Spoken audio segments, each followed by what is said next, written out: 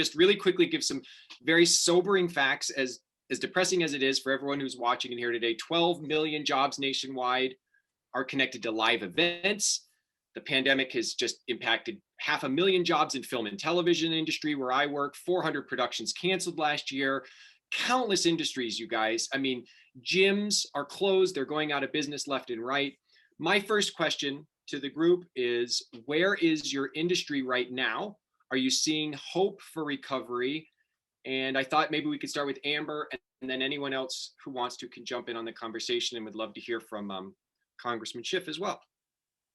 Sure. So here's Amber again. So as far as where the industry is at right now, the trade show industry is still not happening. I mean, there's nothing happening at all as far as trade shows. I mean, you can't have trade shows with, social distancing. It's kind of almost impossible.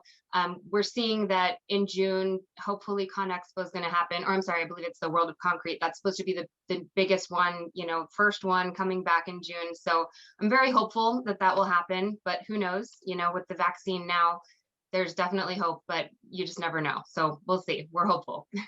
Yeah, my industry, obviously the live music space, we were like the first to shut down, and we will probably be the last to fully reopen. And I just know in my industry, there are so many below the line crew members, people, not only just the artists, but the people that are putting on the shows that just don't know really what the future holds. A lot of the times, you have a second job for a lot of crew. Well, they'll have maybe like a local venue they'll work at when they're not on the road. Obviously, that's all closed down too. And this isn't going to rebuild overnight. It's going to take a long time. Another weird thing that we've had to kind of come to terms with is that we have had offers to play shows in states where COVID restrictions are, virtually non-existent. And then you have this weird dilemma where you want to make income, you want to be able to pay your rent, pay your bills and do this, but you also don't want to be a part of a super spreader event. And you don't want to also, hurt a bunch of people by doing a show. But when you feel like you don't have an option, a lot of people have to do stuff like that. And it's weird that we're put in this kind of like moral dilemma to do it. So, I mean, without question, in my industry, everybody's still looking towards just unemployment right now. That seems to be the biggest topic that we're trying to get figured out. I know that something really important to you, Congressman Schiff, is getting people back to work, but getting them back to work safely.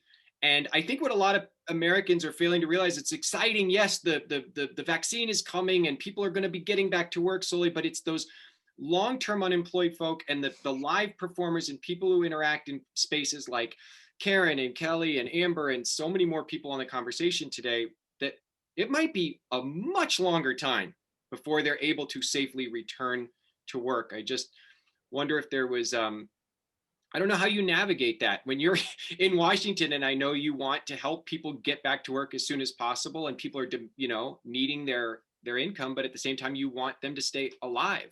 That's got to be really stressful. It is, and it underscores why many of us feel there's such urgency to pass this relief package to get, in addition to mixed income earners covered, to extend unemployment compensation, to get direct checks to individuals, to make sure that we can get our schools reopened and our small businesses reopened. Because, there are lots and lots of families that are just hanging by a thread right now, and a lot of people that have invested everything into their own small business, even if they're small businesses themselves, and all that hard work is at risk of being lost if they can't get through the next few months. But, at the same time, we're trying to get this economic relief out to people. We're also trying to make sure that we bring an end to this awful pandemic. The vaccines are going to help a lot. And, it's worth underscoring, because I think there's been maybe an excessive effort to set expectations about the vaccines, and we're losing sight of just how phenomenally effective these vaccines are. These vaccines, I think each one of them so far that has been approved is reducing the chance of hospitalization and death overwhelmingly.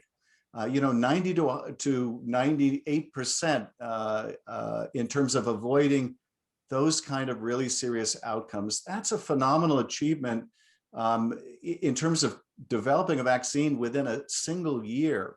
It's really an incredible scientific achievement. So obviously we need to get those vaccines rolled out as soon as possible. We need to try to get them in people's arms before before the virus can mutate sufficiently to do an end run around the vaccines. But there's something that we can all do that will help us economically, that will help us beat the virus. And that is, and this gets back to Kyle's point, which is, follow the experts' advice in terms of social distancing and wearing a mask, because that's as effective as having a vaccine. And that's something that we all have access to right now. And the combination of following those best practices, getting those vaccines out ASAP, will, I hope, mean that things can go back to normal soon. In particular for those industries where, they were the first to close and will be the last to reopen, it's all the more imperative. Absolutely. I mean, it's pushing a giant boulder up. Like for me, working in film and television, as an actor, the privilege that I have is crazy sometimes, but it's like, yeah, I'll be the first person, one of the first people back to work because the camera has to shoot the actors, but they've cut crews by half. If you look at, people forget when they're thinking about live events, the bartenders that are working at the club, the door people, the cleaning crews that are coming in, all those people who are without work because of this.